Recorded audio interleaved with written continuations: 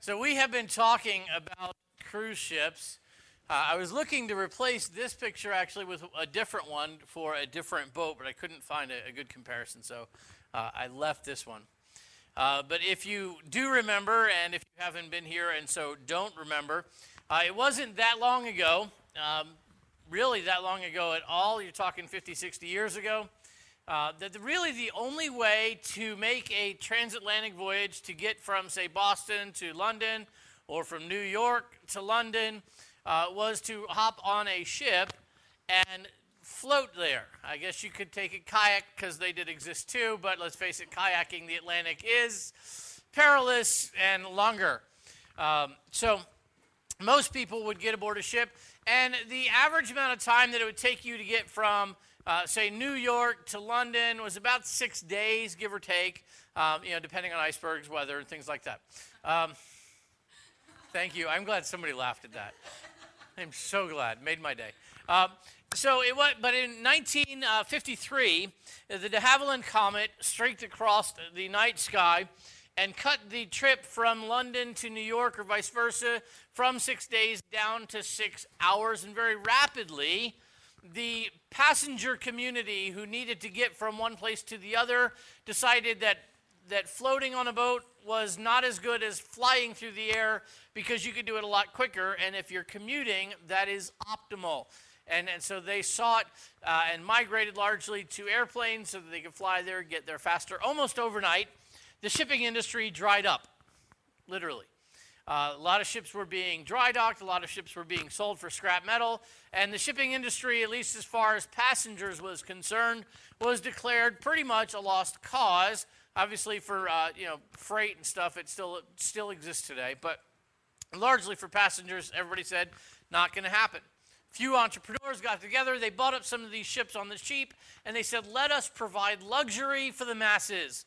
Let us, instead of going anywhere, just travel around in a big circle. We'll leave and come back to the same place, but we'll give you an experience on the ship. And so the ship became the destination.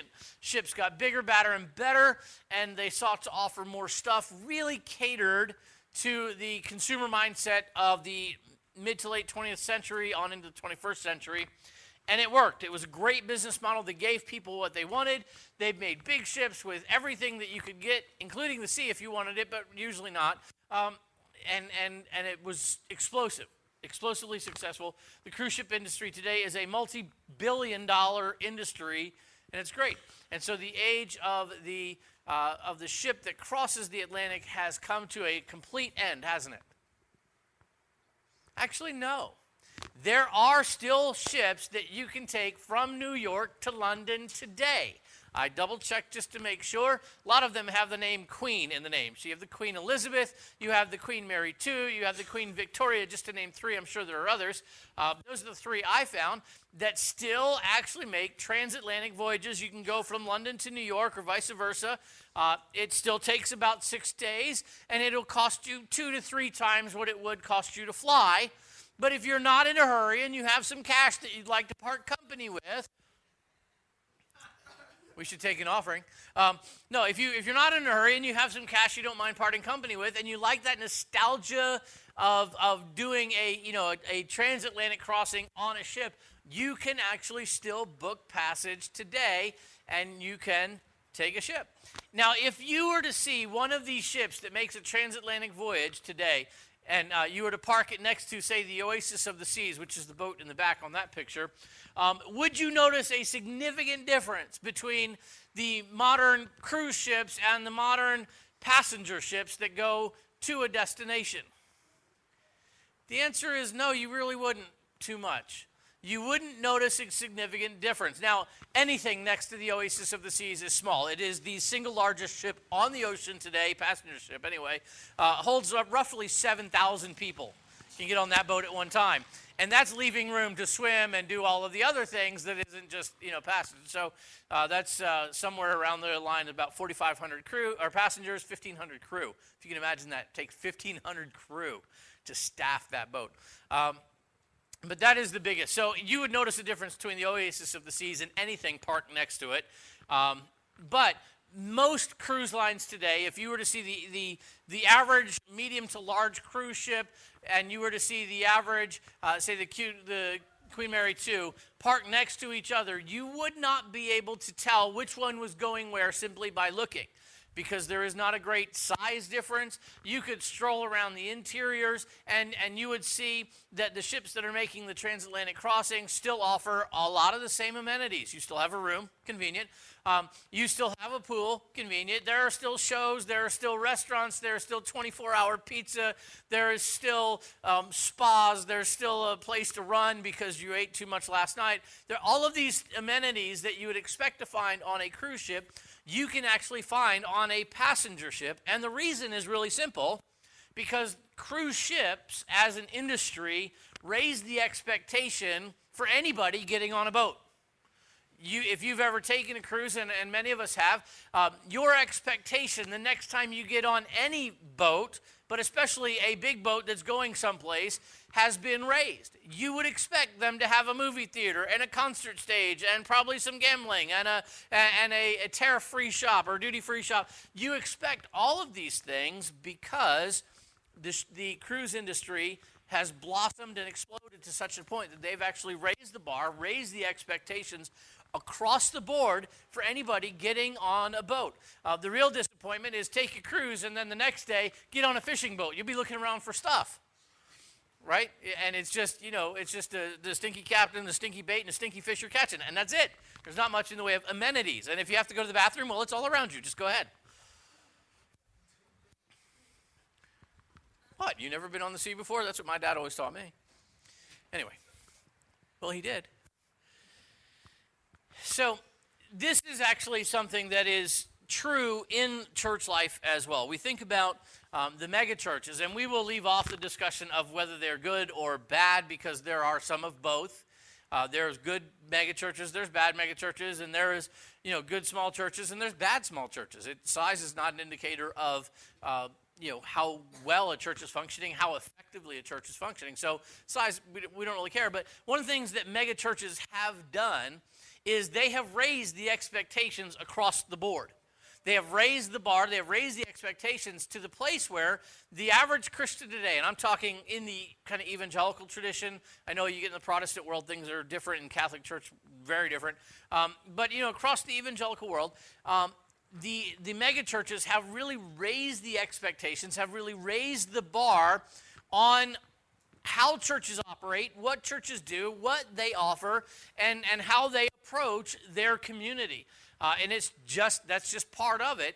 Whether you're big or small is not really relevant. The expectations that everybody has walking in are raised because of what megachurches have done. Now, we could cry foul at this point. We could go, well, we don't have the money, and we don't have the staff, and we don't have the resources, and we don't have the facilities to pull that off.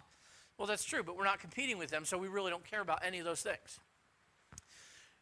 But having raised expectations is not a bad thing. Let me just start there and focus our thoughts. I'm not talking about something that I'm sad about or upset about. Raising the expectations actually causes churches and church leaders and church people to kind of assess their own church.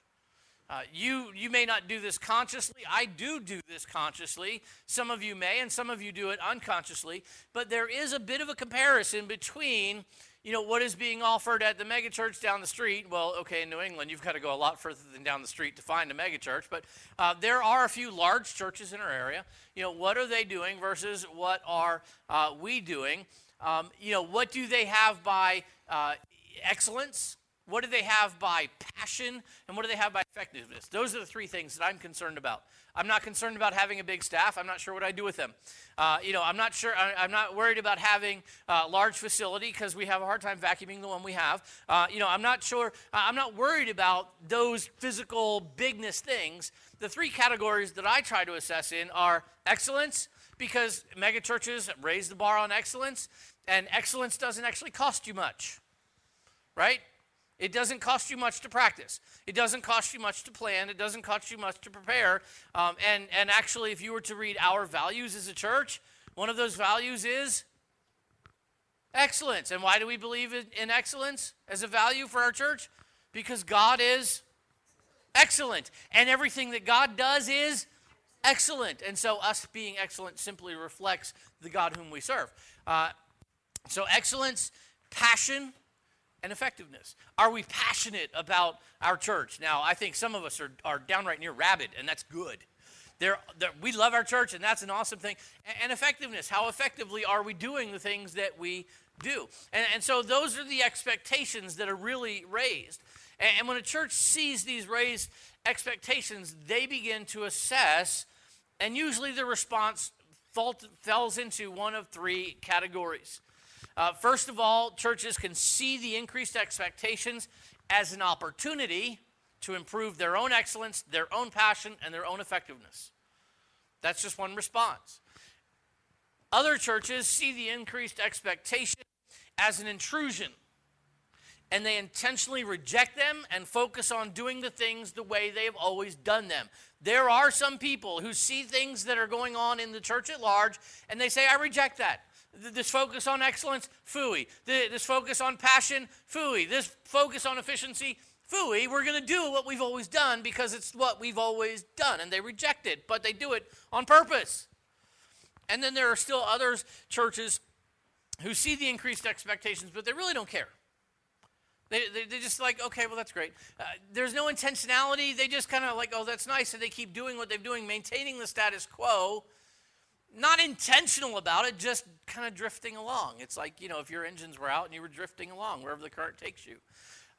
Those are like the three common responses that churches might have to this idea of increased expectations. Now, you probably guess where my response would be.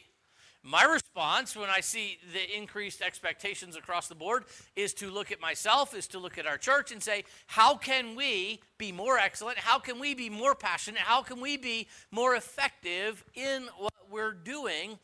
That's my desire, is to actually take those increased expectations, that risen bar, and try to meet it. Not for facilities, not for fluff, not for whatever, but in substance. How can we say, okay, people expect more from church. They expect us to have an idea what we're doing. Well, that's not that hard to do. They expect us to have some passion. Well, if you don't have some passion, really, then why would be a good question. Because you're all going to go home today at 1 o'clock and watch the Patriots beat the daylights out of the Dolphins. And you're going to be excited. Unless you're rooting for the Saints. But you're going to be excited. And you're going to be passionate. And if you can be passionate about the Patriots, really, heaven's a little bit better. I'm just going to go with God or Mr. Kraft. I think God. So can we be, can we be more effective? I think that we have the greatest responsibility in the world in connecting people to God. And so anything that we can do to meet a person's expectation to do that more effectively, that should be of interest. Seems reasonable, right? So you kind of know where I land on this. Now, my reasons for this kind of response are more than just philosophical. What you hear sometimes in this series has been a lot of kind of ministry philosophy that's by design. You need to know some of what I'm thinking and where we're heading as a church, and so it's important. But the Apostle Paul actually challenged us to rise to the expectation of authentically translating the gospel for people in our culture. That's what we're trying to do. Translate the gospel for people in our culture. And Paul gave us the challenge to do that, to do it well, to do it authentically, and to press into those expectations rather than run away from them. So let me draw your attention this morning to 1 Corinthians chapter 9. Oh, good, it's there. So some of you knew it was coming. 1 Corinthians chapter 9, just a couple verses this morning. I'm going to try, famous last words, get out on time. Well, no, last week I didn't even try, and it showed. 1 Corinthians chapter 9, beginning in verse 19. Paul said, "For though I am free from all men, I have made myself a servant to all, that I might win the more. And to the Jews I became as a Jew, that I might win the Jews. To those who are under the law, as under the law, that I might win those who are under the law. To those who are without law, as without law, not being without law toward God, but under law toward Christ, that I might win those who are without law. To the weak I became as weak, that I might win the weak. I've become all things to all men, that I might by all means save some. Now this I do for the gospel's sake, that I may be partaker of it with you. Paul presents himself first and foremost in this passage as a free man. That's what he says in verse 19. I am free. And by free, Paul meant that he was not bound by obligation to anyone or to anything. You think about it, what was Paul nationally? What was his nationality? Okay. What was Paul ethnically? Nationally, you're right. He was a Roman citizen. But let's back up a step. Paul was a Jew. And maybe I shouldn't have asked, maybe I should have just said. Paul was a Jew. Jesus was a Jew. Is there any room for Christians to hate Jews? Not unless you hate Christ, okay? It just doesn't work. It boggles the mind, and there's just no room for intolerance in that way, except for being intolerant of that way. But anti-Semitism and Christianity are absolutely non-compatible.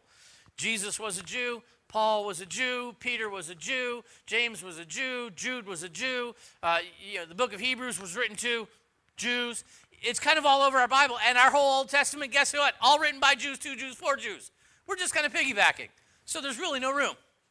So Paul was a Jew, but he was not bound by the legal and cultural expectations of the Jews. He ate cheeseburgers, for instance, which Jews don't do. You can't mix your meat products and your dairy products. You have to have hamburgers, no cheeseburgers. Paul ate cheeseburgers. Paul ate pork. Paul ate all of the. He wasn't bound by the legal or cultural expectations of the Jews. That actually got him in a lot of trouble, ultimately pretty much which got him killed. And because the Jews weren't really big fans of the way Paul approached life. But he said, look, I'm free. I'm not bound by your cultural expectations. I'm not bound by your legal obligations. I am free. But as we mentioned, Paul was also a Roman citizen.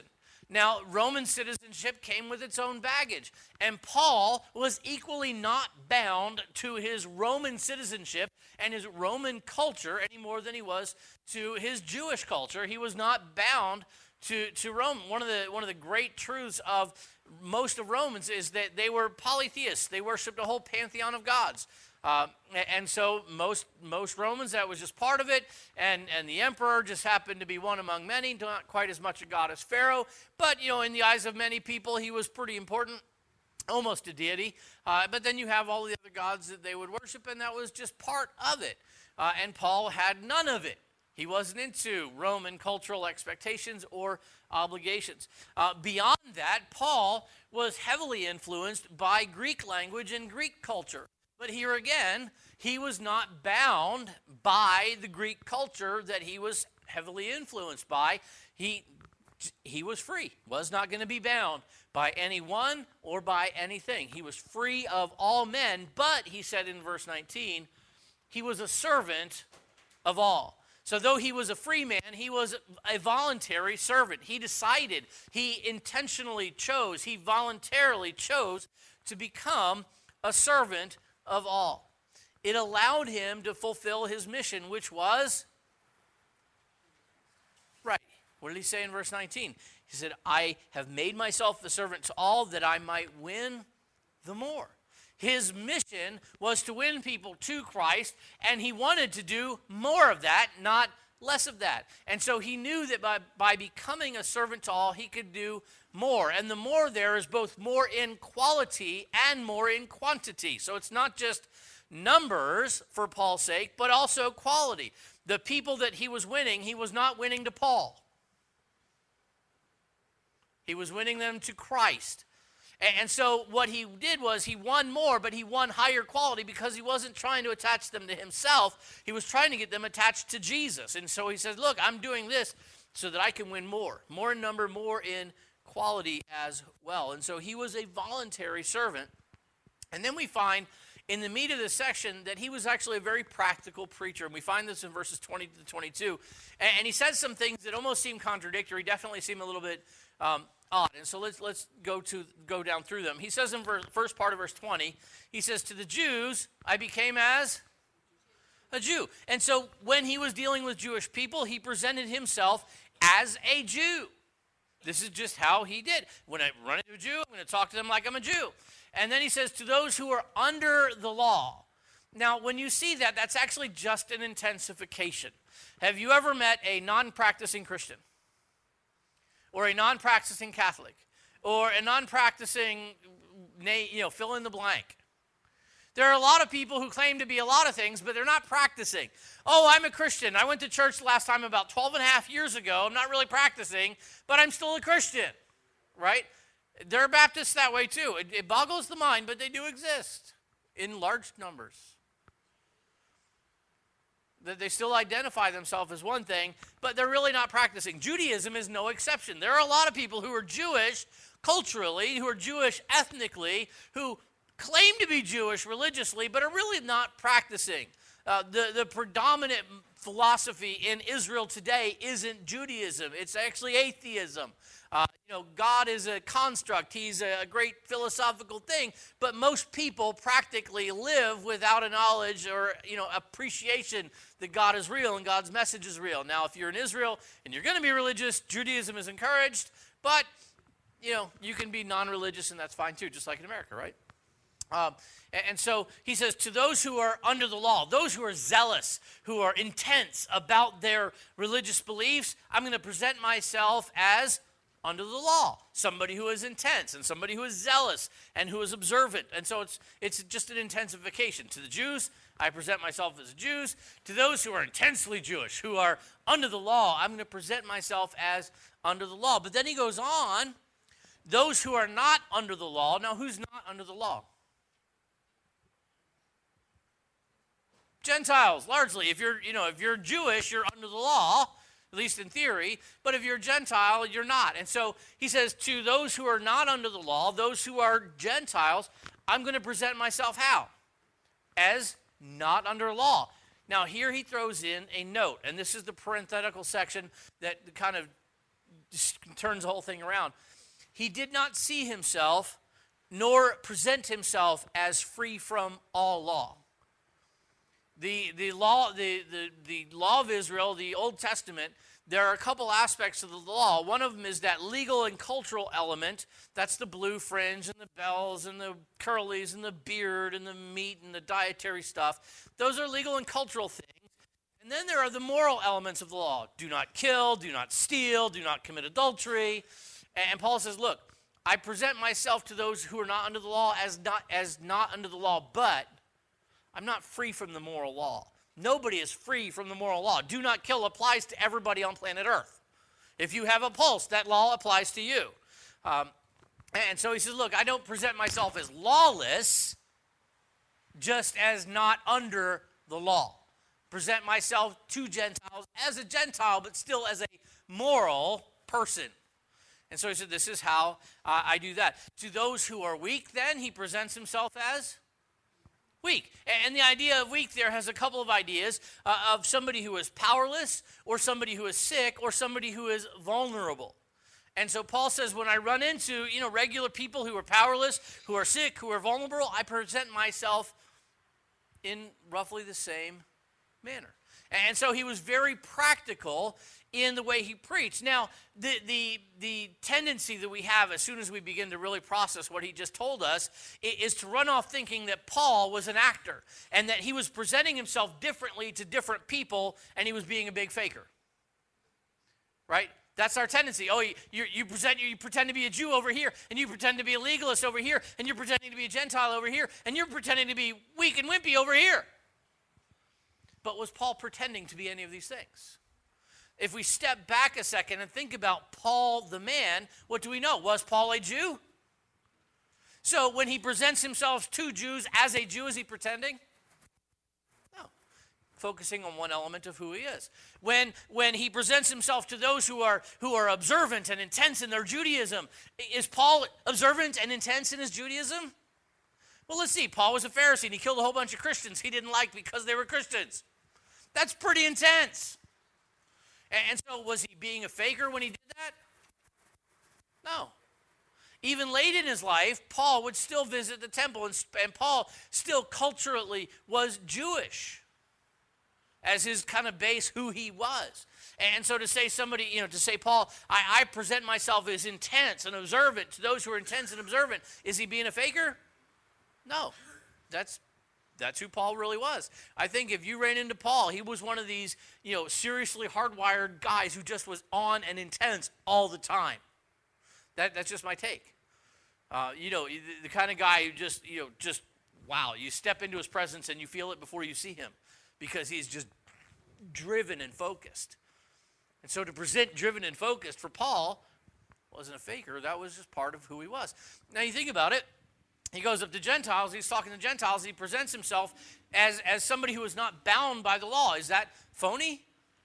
No, that's genuinely how he lived his life. Not bound by the legal and cultural aspects of the law because it just wasn't for that. He was a Christian first and foremost. And as a Christian, he was free from the obligations of the law. So free, in fact, that when Peter showed up, and Peter was hanging out only with the Jews and only eating what the Jews ate, that Paul yelled at him in front of everybody because Peter was being a hypocrite. He said, last week, Peter, you were eating cheeseburgers.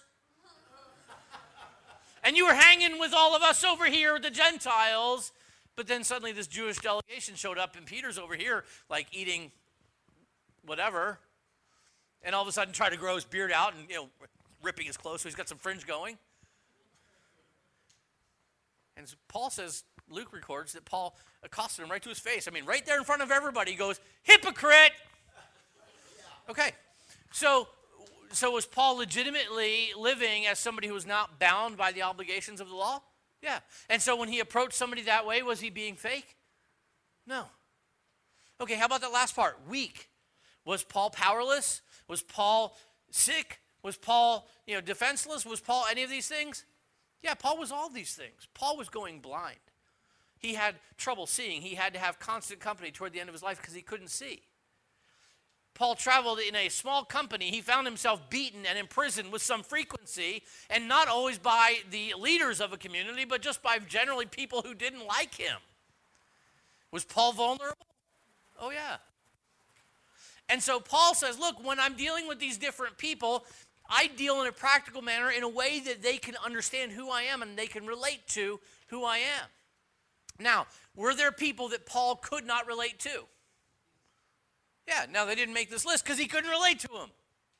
You think about yourself. Are there different aspects of your personality that when you're talking to different people, that aspect comes out because it's the relatable aspect?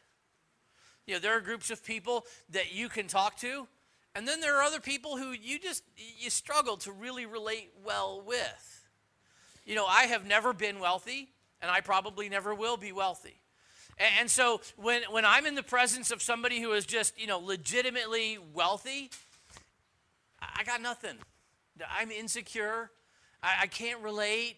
I don't understand having problems. Oh, I just lost $3 million last week. I'll never see that much in my lifetime. I don't get it. People who are super powerful and lead super big organizations, I won't. And so when I get in the presence of those people, I'm uneasy. There is no ability to relate because I just have never been there. I've never experienced that. And so we all have groups of people that we don't relate well to. And certainly if we were to try to win them to Christ, that we would really struggle with because we don't have a way to relate to them and to communicate the truth of the gospel to them in a way that they can understand and receive and ultimately, hopefully, believe. And so Paul says, look, when I'm dealing with the people around me, I deal with them in a way that they can relate to. I present the gospel, I translate the gospel into a way that they can understand it and they can receive it and ultimately they can believe it because I am practical in my approach. And so while he was practical, he was still authentic. He wasn't faking anything. And so one of the great places we see this, and I'll kind of read through this quickly, but one of the great places we see this was actually Paul was traveling, and he traveled to the city of Athens in Greece. Athens of great philosophical fame. And on this particular occasion, Paul got there alone, as best we can tell. May have had somebody with him, a servant or something. But by and large, he was there alone. Most of the people that he traveled with were still a couple hundred miles to the north, and so he was there alone. And Luke records for us in the book of Acts Paul's experience in Athens, and it really illustrates well what he just said here in 1 Corinthians. So Acts chapter 17, beginning in verse 16, I think we have it. Now, while Paul waited for them at Athens, his spirit was provoked within him when he saw the city was given over to idols.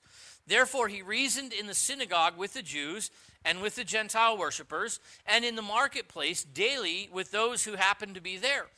Then certain Epicurean and Stoic philosophers encountered him and some said, "What does this babbler want to say?" Others said, "He seems to be a proclaimer of foreign gods, because he preached to them Jesus and the resurrection." And they took him and they brought him up to the Areopagus, saying, "May we know what this new doctrine is of which you speak? For you are bringing some strange things to our ears. Therefore, we want to know what these things mean." For all the Athenians and the foreigners who were there spent their time in nothing else but either to tell or to hear some new thing. Now think with me here. Back up a second and view kind of Paul's week, if you would. So on Friday, he's hanging out in the marketplace there in Athens. He's a regular guy talking to regular people around him, probably in several languages almost simultaneously, as happens in any market, in any city. You're going to have people that speak different languages. Paul, we know, spoke at least 4. He spoke Aramaic, he spoke Hebrew, he spoke Greek, and he spoke Latin. We know that he's at least, quadrilingual. Wow, how's that word on the fly? And probably, given Paul's, his intellectual capacity, he probably spoke more than just the 4, but he spoke at least. And so he's just a regular guy hanging out in the market with other regular people. And he's talking to them about Jesus in a whole bunch of regular languages. That's Friday. Saturday, he gets dressed and he goes to the synagogue and he begins teaching them in the synagogue, and he begins debating Hebrew theology in Hebrew with Jews. This is what Saturday looks like. Sunday's a Christian, and so he wants to worship with the other Christians, so he gets around by himself because there weren't any other Christians in Athens yet. And so he spends the day largely by himself in Christian reflection. Monday he gets up, he goes back to the marketplace, and all of a sudden the Stoics and the Epicureans go, "Hey, let's go to the Areopagus, and you can begin teaching and debating philosophy with Greeks in Greek." The Areopagus is the place where Socrates and Plato and these guys hung out. I mean, this is no little thing. That's quite a 4-day stretch, isn't it? But in 4 days, he dealt with several distinct people groups. And I'm sure when he got up to the Areopagus, he didn't say, "Now open your Bibles to Genesis chapter 4. In fact, we know what he said. He started talking about the altar of the unknown God, and he started quoting Greek poets. And so he dealt with each people group in a way that they could understand. He wanted to translate the gospel to them in a way that was accessible, in a way that was understandable, in a way that was receivable, and ultimately in a way that was believable. So on Tuesday, Paul got together with the Christians in Athens because he actually converted a few people, and he got to start teaching them the tenets of the Christian faith. On Tuesday, that's quite a spread. Now, we don't know that that's actually how his week went, but that's what Luke presents for us as the activities that were going on while Paul was in Athens. And we see in verse 23, back in 1 Corinthians chapter 9, all of this being done because Paul was a very intentional person. He went to these great lengths to translate the gospel for the people he encountered. And the reason he did is because he wanted them to be able to understand it. He wanted them to be able to receive it. He wanted them to be able to believe it. And he says that he wanted to be a partaker with them. The word has the idea of partner, but really it carries the idea of two people working together, accomplishing something that neither one could accomplish if they did it by themselves, which makes perfect sense. Could Paul win anybody to Christ if nobody else was on the same page with him? Without an audience, without somebody listening to, without somebody to engage, could Paul win anybody to Christ? No. And if you're off here somewhere on the Areopagus and nobody ever tells you about Jesus, are you going to get saved? No. And so those two working together in concert could accomplish something, Paul's mission, that neither of them could accomplish by themselves. And Paul says, I am very mission-oriented. I want you to understand who Jesus is, and I want you to receive Jesus and to believe in Jesus and to accept Jesus as your Savior. And he said, so I'm going to go to whatever length I must go, and I'm going to present myself in such a way that you can understand me and you can understand the words coming out of my mouth, and hopefully you can understand Jesus. The presentation was different, both of Paul and of Paul's message. But what wasn't different? The subject, the content. it was still all about Jesus. It was still only about Jesus. Everything that Paul did was intentional to bring the people to whom he was speaking to Jesus. He wanted to connect them to God, not to himself. Simply put, Paul could not have won people to Christ any other way. And the truth of the matter is, neither can we. If we don't present Jesus in a way that people can understand, if we don't present Jesus in a way that people can wrap their arms around, then it's not going to help them. If I stood up here and I spoke to you in Spanish, would anybody be helped? I could tell you all about the plan of salvation. I could lay it out in graphic, irrefutable detail. But if I did it in Spanish, would anybody get it? Now, just for the record, I don't speak Spanish. This is very hypothetical.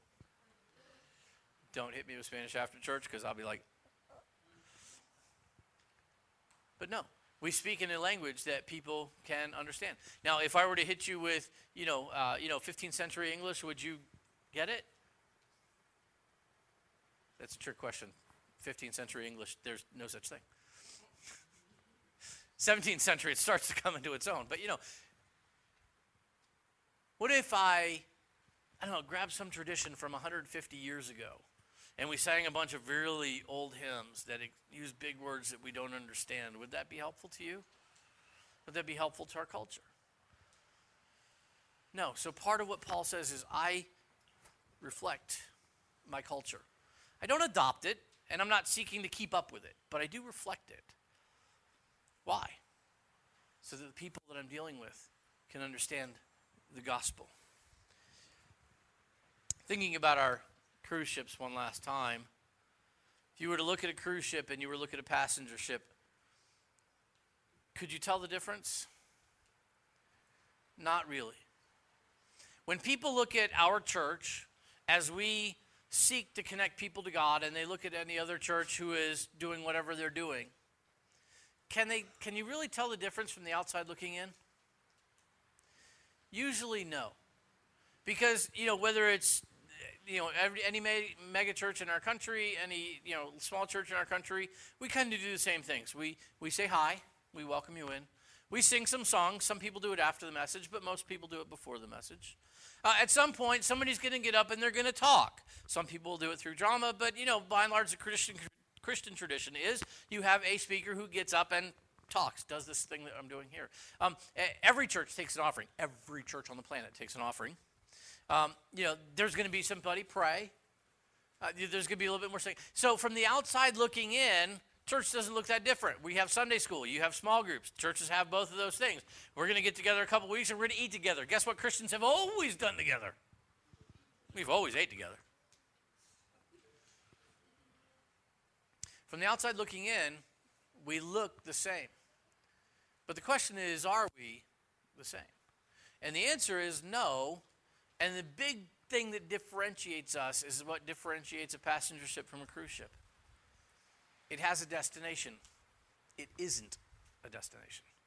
And ultimately, when you get on board a passenger ship making a transatlantic voyage, everybody on that ship knows that I'm going to leave New York and I'm going to land in London. And if that's not where I'm going, that's kind of a problem. You leave for Miami on a cruise ship, guess where you're coming back to? Miami. It's a subtle difference, and yet it's an important one to say we are not the destination, we have a destination. Our desire as a church, my desire as your pastor, is not to connect you to me. It's not to connect you with our church. It's to welcome you into our church so that you can be connected with God. This is a means to an end. It's not an end unto itself. The distinction can be subtle, especially from the outside looking in. And it's subtle because of what Paul says. We're trying to reflect our culture. We're trying to reach our culture. We're not trying to become our culture, though. So we just need to keep in mind, we're going to go off to Egypt next week. And we'll be there for a while. Why are we there? One, because we have a command to preach the whole counsel of God, and Exodus is kind of in your Bible. Two, because I happen to find it fascinating. Three, because I think, at least I hope, you're going to find it interesting. And four, because we're going to talk about God, and hopefully the people who come in interested, curious about Egypt, are actually going to meet God because we are a ship that connects people to a destination. Not because we're a ship that is a destination. So my challenge for all of us is just to keep that singular thought focused in our mind. Everything that we do is to connect people to God, not to connect them to the church. They'll bring them in because we're a vessel to make the connection. You see it's subtle? You see it's easy to lose. So let's not. Father, we love you. We thank you for today. I thank you for Paul and for just a peek under the hood of how his engine ran and what he did and how he did it. Father, may we as a church take the same approach where we long and desire to reach people for you so intensely that we're willing to do anything outside of violating Scripture to make sure that we relate to them and are able to communicate with them in a way that they can understand and be connected to you. Father, may that be our driving force. May that be our constant destination. May that always be what we're steering toward, working toward, fighting toward, giving toward, sacrificing toward. Lord, may we never seek to simply draw people to us as a church. Lord, may that always be a desire to onboard them so that we can direct them to you. Help us to keep in our mind the distinction that is subtle and yet so very important to why we do all that we do. Father, may it all be geared so that people who don't know you would be connected to you, so that people who do know you would be connected to you better. Father, may it all be about you and not about us. We pray in Jesus' name.